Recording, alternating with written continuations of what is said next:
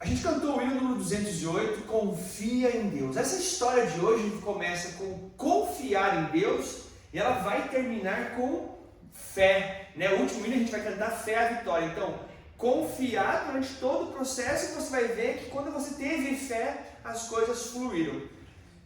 Mas o que a gente vai ver aqui então hoje aqui que eu quero falar com vocês? A gente vai ver um personagem bíblico que se submeteu completamente à vontade de Deus. A gente vai ver alguém que teve um encontro com Deus, teve um encontro também com uma pessoa especial. Esse indivíduo, esse personagem de hoje, ele vai para um lugar distante da sua terra natal, vai ligando os pontos. Esse indivíduo, essa pessoa passa por provação, superação, depois ela conquista, tem uma recompensa, encontra um caminho, encontra um destino e no final, como todo atleta, encontra um prêmio. Quem será que eu estou falando? Segura aí. Eu gosto sempre de falar, até no meu livro, lá no Bom Dia Campeão, a gente tem 3 pilares. A gente fala sobre personagens bíblicos, a gente fala sobre história de atletas e eu gosto muito de pesquisas científicas. Então é a tríade dos meus livros, a tríade das minhas falas, é a tríade do meu treinamento. Deixa eu te perguntar uma coisa antes de a gente começar a falar sobre esse tema propriamente dito. Quem aqui já sentiu que estava um dia no fundo do poço? Alguém já foi lá no fundo do poço? Sim. E aí, gente, como é que foi esse momento? Todo mundo já passou por dificuldade, todo mundo já passou por provação. E aí eu quero que você então lembre da tua provação, da tua dificuldade. Eu acredito verdadeiramente que os problemas não nos definem, mas muitas vezes os problemas vêm disfarçados de bênçãos. De bênçãos. E se a gente não tiver um olhar espiritual, a gente vai ficar só reclamando e só se queixando. A gente vai falar sobre isso hoje então, sobre essas situações que o caminho aí, ou entre aspas, as migalhas que a vida nos deixou. Olha só que interessante, eu não falei do personagem, tá, gente? O seu começo parecerá modesto, mas o seu futuro será de grande prosperidade. Isso está escrito lá em Jó 8,7. Isso é um versículo que eu trabalho muito comigo, eu trabalho muito com os atletas. O seu começo parecerá modesto, mas o seu futuro será de grande prosperidade. Olha só, quando eu era atleta, quando eu tinha meus 15 anos de idade, eu jogava nas categorias de base do Coritiba. Certa vez eu fui emprestado, eu e mais 2 colegas, nós fomos emprestados para uma escolinha, onde a escolinha da cidade, que em Curitiba, reunia a seleção. E para mim, Thiago Linhares, foi como se eu tivesse sido rebaixado. Foi uma dificuldade, não tanto quanto do Paulo, mas foi uma situação que eu resolvi contar hoje para vocês. E aí, só que chegando lá nessa seleção das escolinhas, eu não fiz o meu melhor. Eu não me dediquei, eu não me entreguei, muito pelo contrário, eu fiz, era corpo mole. E hoje eu olho para aquele tempo lá de trás e eu me arrependo muito por não ter tido uma postura diferente. Quem nunca passou por um momento ruim que parecia sem saída? O nosso personagem de hoje enfrentou isso e eu vou contar para vocês como que ele ou ela virou o jogo. Vocês querem adivinhar quem é o personagem de hoje? O título de hoje é o seguinte, Volta por cima, colher espigas, tá aí a dica. Já sabe quem é o personagem? Noemi. Não. Volta por cima, colher espigas. Não é a Noemi. É a Ruth. É a Ruth? Ruth, olha só. Esteve ela apanhando naquele tempo até a tarde. Deixa eu iniciar com uma pequena introdução para vocês. Dar a volta por cima é uma expressão comumente usada para alguém que chegou ao fundo do poço. Não se conforma com a situação e vira o jogo. Essa é uma experiência que muitos enfrentam na vida. Eu, você, talvez um pouco menos, um pouco mais, mas um momento ou outro, todos vamos passar por dificuldades. Seja financeira, emocional, familiar ou até mesmo espiritual. Então hoje eu quero falar com vocês de uma ferramenta literalmente que eu levo para esses meninos no meu dia a dia, sobre dar a volta por cima, porque muitos indivíduos, muitos atletas com quem eu trabalho, muitas vezes vão para o fundo do poço, parece que não encontram saída, como é a história do Paulo, talvez como é a sua história. A gente não sabe muitas vezes no dia de amanhã, mas esses meninos muitas vezes eles vão lá para o fundo do poço. Sobre essa volta por cima, usando a emocionante história de uma mulher moabita chamada Ruth, que era nora de Paulo. Noemi. A propósito, Noemi é o nome da minha mãe, viu? É bem incomum eu achar outras Noemis. Então, só umas curiosidades sobre o nome Noemi. O nome dela significa agradável ou doçura, só da Noemi, né? Noemi era israelita, natural de Belém. Ela casou-se com Elimeleque e teve 2 filhos, Malom e Quilion. Só que por causa de uma grande fome em Israel, a família se mudou lá para Moab, terra estrangeira de cultura diferente. Só que chegando lá em Moab, Noemi enfrentou grandes perdas. Perdeu o marido e depois os 2 filhos. Certo? Só que nessa de perder o marido e de perder os 2 filhos, os 2 filhos, né, eram casados com a Ruth e com o Orfa. Sim? Estamos situados? Sim. Ok. Ruth, a nacionalidade dela era de Moab, ou seja, Moabita, uma terra com cultura, religião politeísta, onde tinham vários deuses, né? Idolatria total. Ruth nasceu e cresceu nesse ambiente considerado estrangeiro e até inimigo pelo povo de Israel, ou pelos israelitas, especialmente por conflitos históricos. Então, ela era casada com Malom, era filho de Noemi, porém ele morreu cedo e assim, como seu sogro, ficando viúva, sozinha na terra estrangeira. O que você faria? Naquele tempo, a mulher, principalmente mulher viúva, tinha sérias dificuldades, né? Principalmente por não ter quem a sustentava. Mesmo diante das incertezas, Ruth demonstrou o quê? Esperança e fé de que Deus, o Deus de sua sogra, o Deus da Noemi, não a abandonaria. O que vamos ver nessa história é que Ruth não se deixou consumir pelo destino. Ela não se conformou. O fundo do poço literalmente não era o seu lugar. E ao chegar em terra estranha, ela tomou aqui 4 atitudes que a gente vai ver hoje. Vamos lá. Número 1.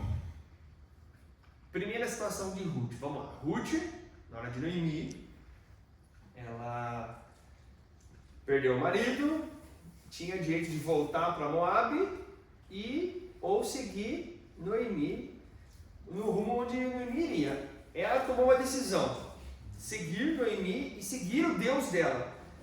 Ruth diz isso lá em Ruth 2, do 2 ao 3, se você quiser ir acompanhando. Ruth disse à sua sogra: deixe-me ir ao campo e apanharei espigas. Primeira situação, então, anota aí se você quiser anotar. Se você está enfrentando algum problema, se você tem alguma dificuldade, se você parece que está num beco sem saída, se parece que você está no fundo do poço, passo número 1, reconheça.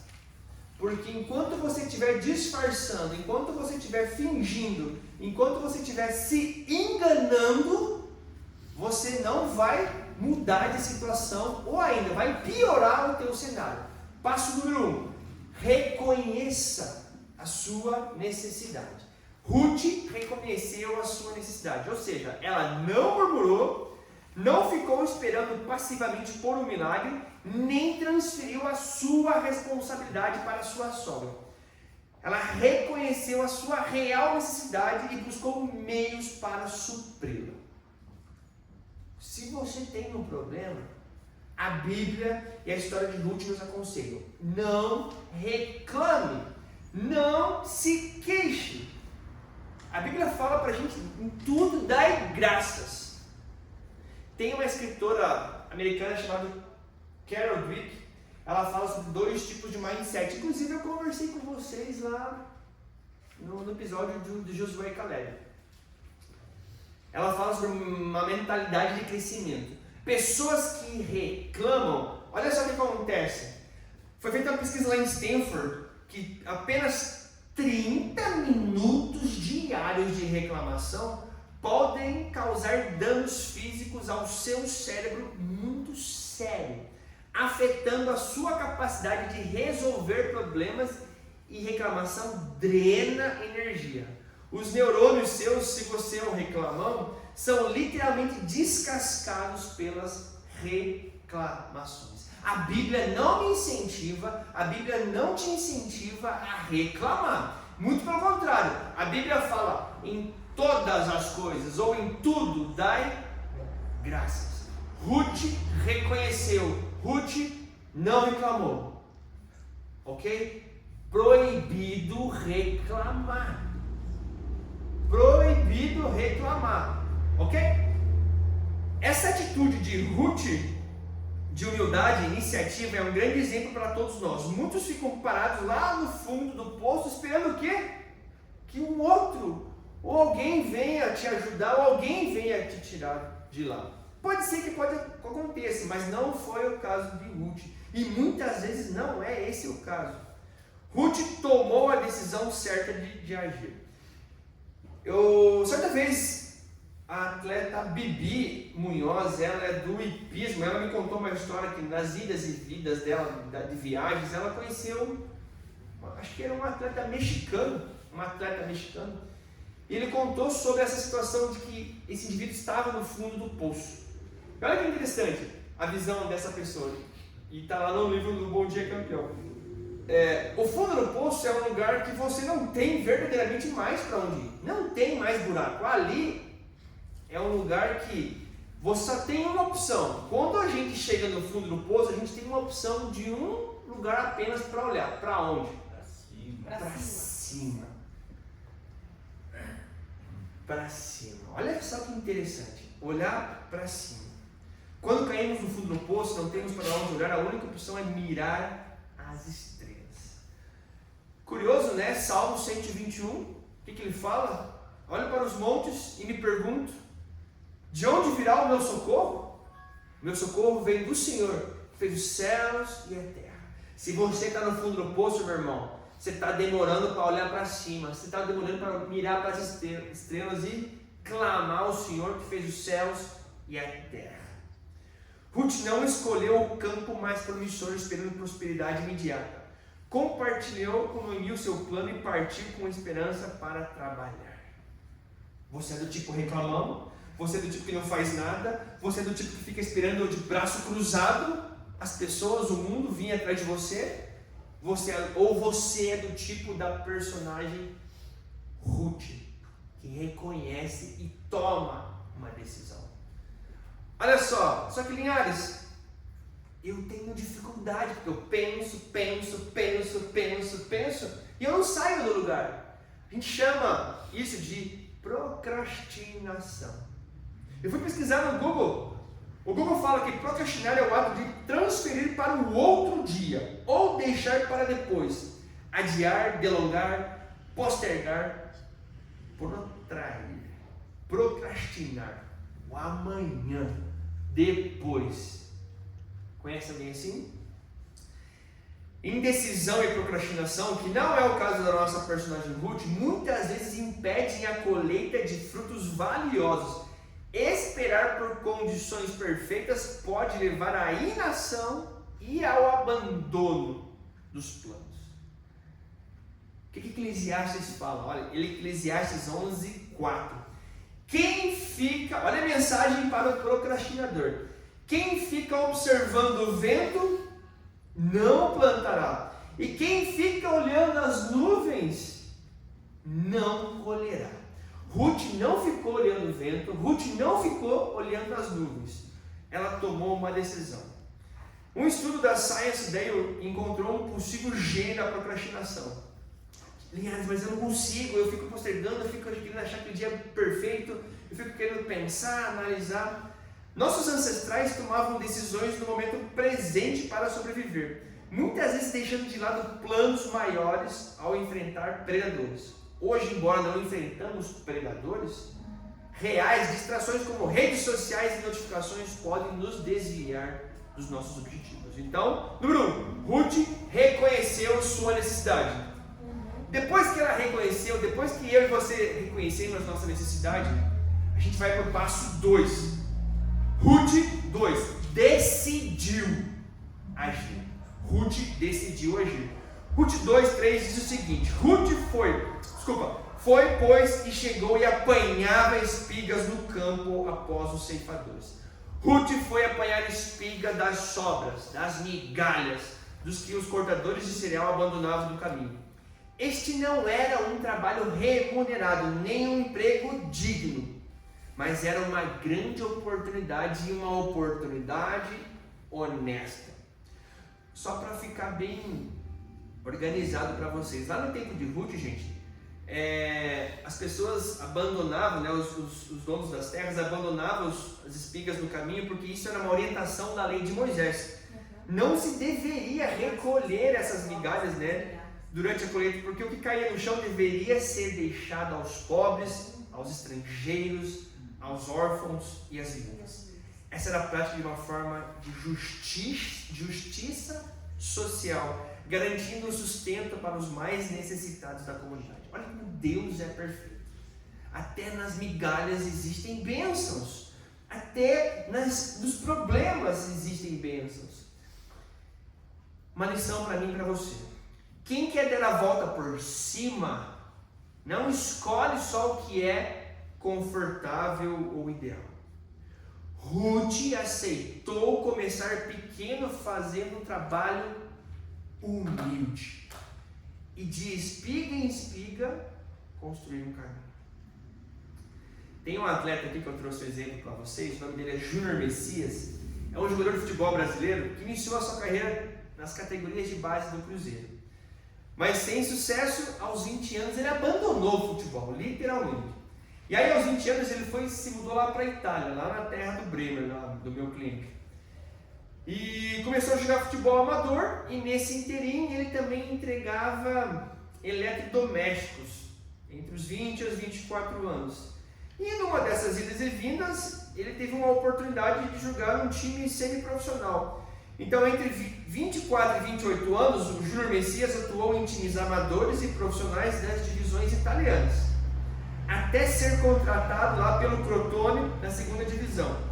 Aos 28 anos, o Júnior ajudou o Crotone a subir para a Série A, e aos 30 anos, Júnior Messias foi contratado por empréstimo pelo Milan, onde conquistou o título da Série A na temporada 2021-2022. É nas dificuldades que a gente realmente conhece os grandes marujos, né? Ventos fracos não forjam homens fortes. Sua trajetória é marcada por superação e persistência do Júnior e da Ruth. Então eu quero dizer para você, não é o que acontece com você. O problema ele não te define, mas é o que você faz com as suas escolhas.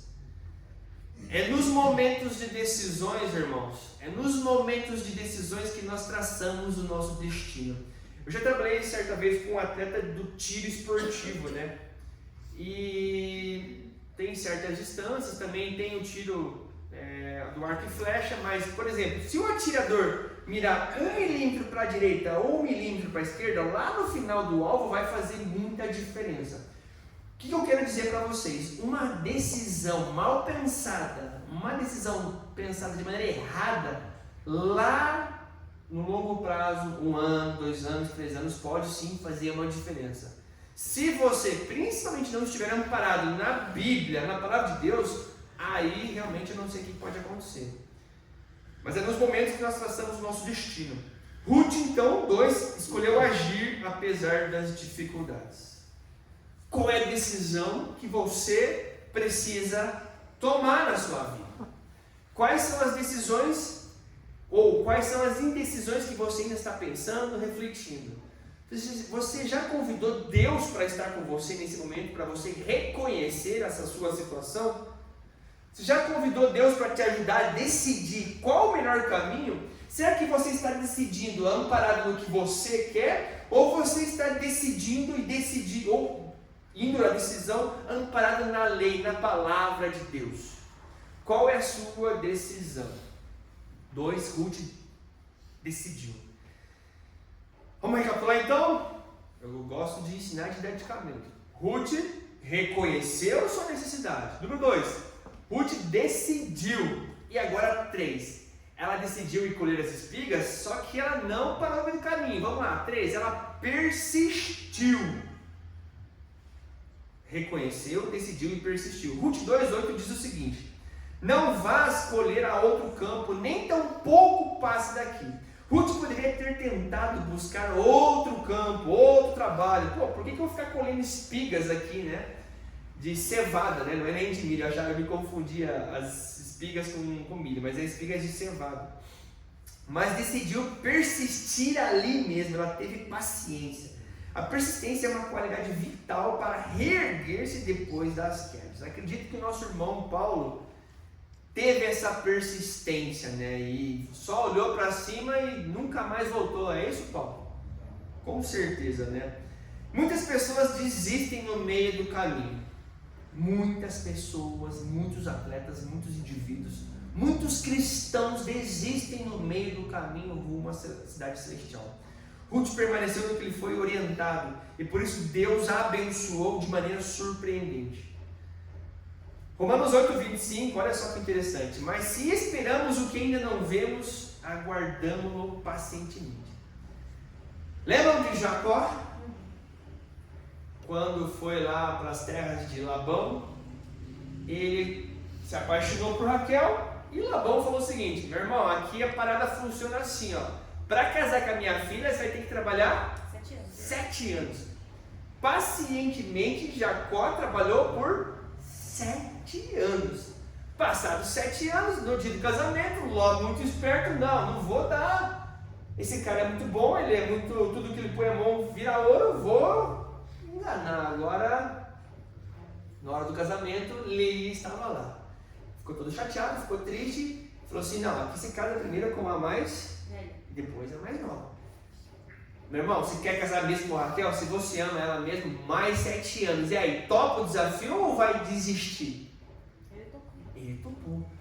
Mais 7 anos. Qual é o seu tempo? Qual é o seu prazo?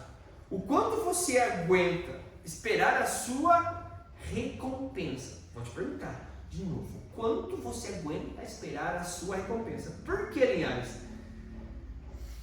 Lá no Bom Dia Campeão eu compartilho um teste do marshmallow. Não sei se vocês já ouviram. Mas o teste do marshmallow é o seguinte: eles pegam aí, ó, um marshmallow.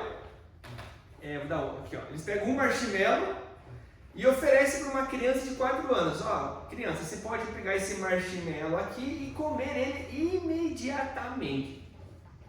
Ou, se você esperar em torno de 15 a 20 minutos, o tio só vai ali na outra sala e já volta. Se você aguentar esperar e não comer esse marshmallow, o tio vai te dar mais um marshmallow. Logo, você vai ter 2 marshmallows. 2. 66% das crianças não souberam esperar. Esses tempos eu fui com a Ivânia na livraria e o rapaz falou assim, conversando sobre investimento, sobre finanças, e ele falou, sabe o que? Para mim, ele gosta de investir, né? Ele falou assim: o paciente ganha dinheiro do impaciente.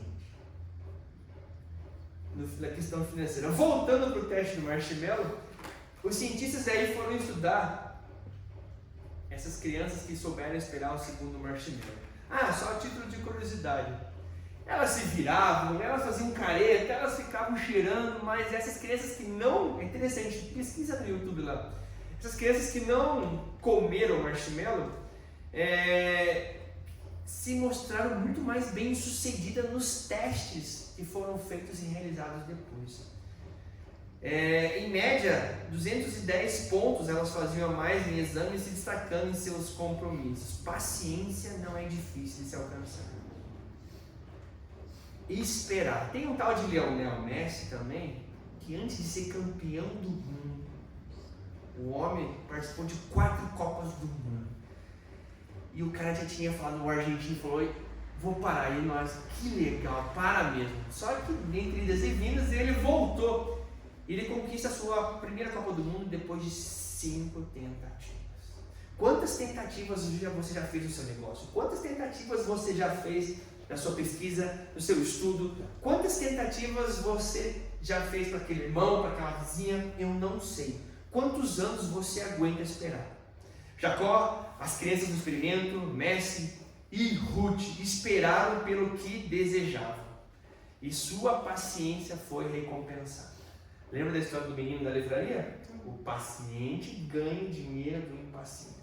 Saber esperar. Isso aqui, pastor, esse teste do Marshmallow é uma pregação até para as pessoas que jovens que querem se casar virgem. É fantástico esse teste aqui, ele se enquadra bem, sabe? Então, repetindo, vou para o quarto e último comportamento de Ruth. Só recapitulando, Ruth reconheceu a sua necessidade, Ruth decidiu agir. Só que quando eu decido, número 3, eu não desisto, eu persisto e tenho paciência. Quarto e último comportamento de Ruth. Ela chamou a atenção. O cristão, meus irmãos, por onde ele passa, ele precisa chamar a atenção. Ele precisa resplandecer. Afinal, a Bíblia fala que o cristão é o quê? Sal. O cristão é luz. Então, onde ele estiver, ele chama a atenção. É a obrigação dele ser diferente. Não para querer ser mais ou melhor que alguém, mas é uma consequência dos comportamentos do cristão aprendido pela palavra de Deus. Ruth chamou a atenção de quem? De Boaz. Olha só que interessante, né? Ruth 2:11. Bem se contou quanto fizeste a tua sogra, depois da morte de teu marido.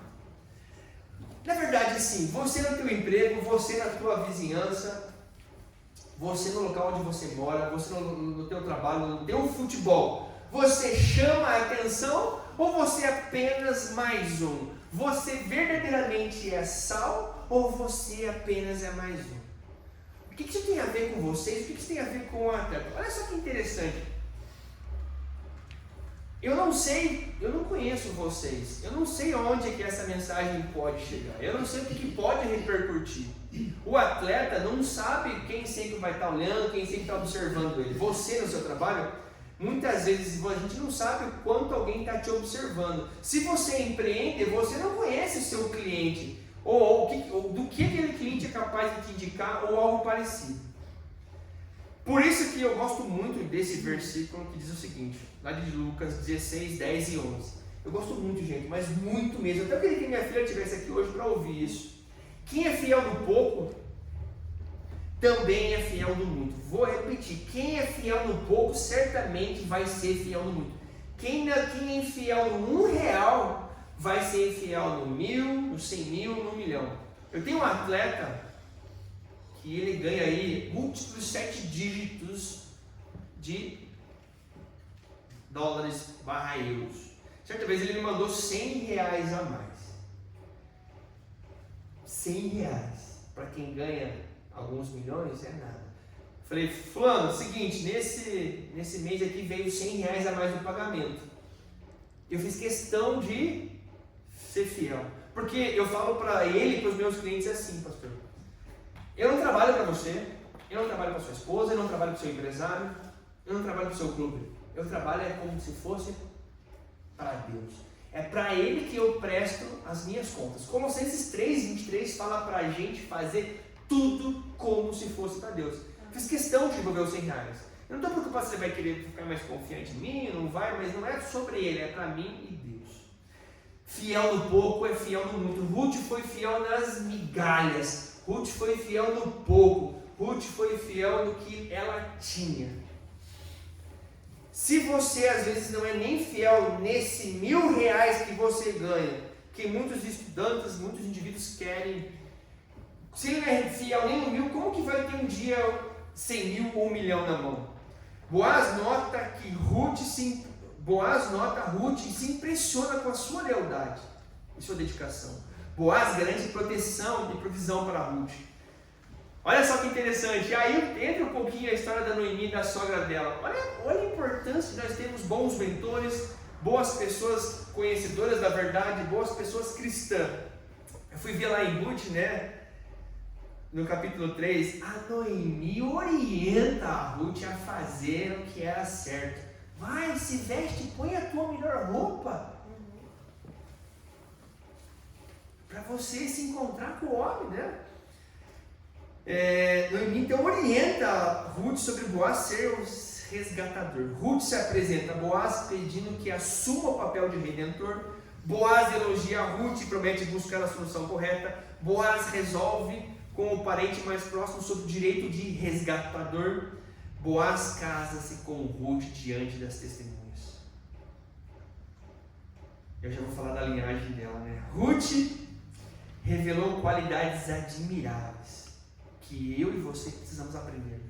Alguém que era trabalhadora, fiel, piedosa, alguém que era corajosa no pouco e que depois no muito não mudou. Não é o dinheiro, não é a situação que nos define, é o quem eu escolho servir, quem eu escolho realmente ser diante da dificuldade ou quem realmente eu escolho ser diante dos milhões ou do sucesso ou das medalhas. As dificuldades não escolhem quem atingir, mas dar a volta por cima revela quem tem virtudes para enfrentar os desafios. Para finalizar aqui, lembra de um tal de rei Davi? Como é que foi o começo do pastorzinho? Com todo respeito e carinho. Camarada que não foi rei da noite para o dia. Era alguém que cuidava de ovelhas. Será que ele cuidava das ovelhas mais ou menos? Depois ele matou o leão. Olha a escadinha, o nível. Depois a Bíblia fala que ele matou um urso. Depois ele matou Golias. Então é assim, eu falo para os atletas, eu falo para as minhas filhas, falo muito em casa isso. E isso eu uso para mim. Vocês podem ir lá agora. Se você, meninos, se as meninas, né, não são capazes nem de arrumar sua própria cama, se nem o seu guarda-roupa é organizado, se nem o seu computador, se nem as suas gavetas, que é o pouco, como é que você vai querer administrar um dia uma empresa? Como é que você vai querer um dia ter uma grande casa? Como é que você vai ter grandes responsabilidades? Lembra? Ser fiel no pouco para ser fiel no muito. Davi se mostrou fiel com suas ovelhinhas lá, né? Com certeza ele era zeloso e caprichoso. Para a gente fechar então, em momentos de crise, com escassez de recursos e oportunidades, a história de Ruth nos desafia a agir, a ir adiante, a ir avante. Colher espigas, se abaixar, se humilhar para se inclinar, pode ser um recomeço onde tudo é possível. Por que se humilhar é importante? Por que eu devo me humilhar quando eu quero algo? O que a Bíblia fala? Provérbios 18:12 diz o seguinte: a arrogância precede a queda, a arrogância precede a destruição. Olha como a matemática de Deus é o contrário. Mas a humildade precede a honra. Davi começou humilde, Jacó começou humilde, Ruth começou humilde. Mais um sobre humilhar-vos. 1 Pedro 5,6. Humilhai-vos, pois, debaixo da potente mão de Deus, para que seu tempo vos exalte. Se você quer ser exaltado, se humilhe. Se você quer ser um líder e quer ser servido, o monge executivo fala para você servir. Jesus nos ensina a servir. Jesus nos ensina a lavar os pés. Se humilhar para ser exaltado. Inclinar-se também pode ser um convite para irmãos, para irmos ao campo da oração. Irmos ao campo de oração. Mateus 7,7. Peça, busque, bata. Tiago 5,16. A oração de um justo é poderosa. A oração de um justo é poderosa e eficaz. Mateus 6,6. Mas tu, quando orares, entra no teu aposento e fechando a tua porta, ora a teu pai para que está em secreto. E teu pai que vem em secreto te recompensará. Meus irmãos, humildade, mansidão, espírito forte, coração amável e leal são qualidades de pessoas que honram a Deus e são essenciais para conquistar vitórias duradouras. Ruth, então, nessa linda história que a Bíblia nos presenteia, se casa com Boaz. De uma tragédia, Deus a abençoa. De dificuldades, de migalhas, de se inclinar, de se humilhar, Deus a exalta. Ruth e Boaz tiveram um filho, o nome dele, Obed. O tal de Obed teve um filho chamado Jessé. Um tal de Jessé teve alguns filhos, entre eles Davi, o rei de Judá. Da tribo de Judá, né? Perdão. E da linhagem de Davi nasce quem? Jesus. Olha só. Eu não sei qual é a dificuldade, eu não sei qual é o problema, eu não sei qual é o seu obstáculo. Não reclame. Proibido reclamar. Agradeça, muito pelo contrário, agradeça. Será que o Paulo agradeceu? É difícil perguntar isso, mas no meu trabalho eu converso isso com os meninos. Você agradeceu pela depressão? Será que você agradeceu pela dificuldade? Você agradeceu pela derrota? Porque agradecer é uma ordem de Deus para a gente dar graças em todas as coisas. A maior recompensa não foi a material de Ruth, mas sim a espiritual. Ela marcou o nome na linhagem de Cristo. Para finalizar, meus irmãos, o segredo de dar a volta por cima realmente é colher espigas. Ser fiel no pouco aonde você está fazendo bem feito. Para que quando algo grandioso venha, Deus te exalte e você não mude. Você apenas repita o que você fez o tempo todo, com excelência, com perfeição, como se fosse tudo para Deus. Reconhecer a necessidade de agir com fé, persistir diante das dificuldades, deixar que suas qualidades brilhem nesse processo. Quero finalizar com um versículo de Jeremias. Inclusive ontem eu assistindo a história de Jó, não sei se foi Jó ou Davi, mas diz assim, Jeremias 9, do 23 ao 24. O Senhor disse: o sábio não deve se orgulhar da sua sabedoria, nem o forte da sua força, nem o rico da sua riqueza. Se alguém quiser se orgulhar, que se orgulhe de me conhecer e de me entender, porque eu, o Senhor, o seu Deus de amor, e faço o que é justo e direito no mundo. Então são as coisas que me agradam. Eu, o Senhor, estou falando. Que cada um aqui possa aprender com a história de Ruth e seguir firme, gente, persistindo, fazendo o melhor, com esperança e coragem, sabendo que Deus recompensa quem não desiste. Quero convidar vocês então a fazer uma oração para pedir a Deus força, sabedoria e muita fé, para que Deus nos permita, irmãos, colher as bênçãos que Ele está preparando para nossas vidas. Amém. Vamos lá. Santo, Santo, Pai, louvado seja o Teu nome. Obrigado, Pai, pelo convite de virmos à Sua casa de oração. Obrigado, Pai, por estarmos no melhor lugar do mundo. Obrigado, Pai, pelas Suas histórias que são ricas, imperfeitas muitas vezes à nossa vista, mas perfeitas aos Seus olhos, perfeitas as Tuas decisões e as Tuas correções, ó Pai. Ó Senhor, obrigado pela vida de Ruth, de Noemi, de Boaz, de Obed, de Jessé. Obrigado por Davi, Jesus, enfim, todos os personagens que aqui falamos, Pai. Obrigado por Jacó. Que possamos ser, cada um de nós, um personagem onde nós estivermos, um personagem na nossa vizinhança, no nosso bairro, no nosso trabalho. Que possamos ser realmente sal da terra, que possamos ser realmente luzes a resplandecer e fazermos o melhor, seja no pouco ou seja no muito. Ó Deus, abençoe cada irmão, abençoe cada pessoa que vai voltar para sua casa, que o Senhor esteja com ele resplandecendo o seu caminho, que ele ao deitar e repousar com a consciência tranquila de que ele fez o melhor hoje, ele possa amanhã acordar e ir para um novo dia, um dia de novas oportunidades, novos caminhos e de novas promessas maravilhosas suas. Abençoa o pastor da igreja, que ele continue firme e forte com a sua liderança. Abençoa os irmãos que aqui trabalham e se dedicam para ti, Senhor. Que todo esse trabalho não seja em vão, Pai. Que nós possamos um dia estarmos juntos, todos no céu. Perdoa, Pai, os nossos erros, os nossos pecados. É o que nós te pedimos e agradecemos em nome de Jesus. Amém. Amém.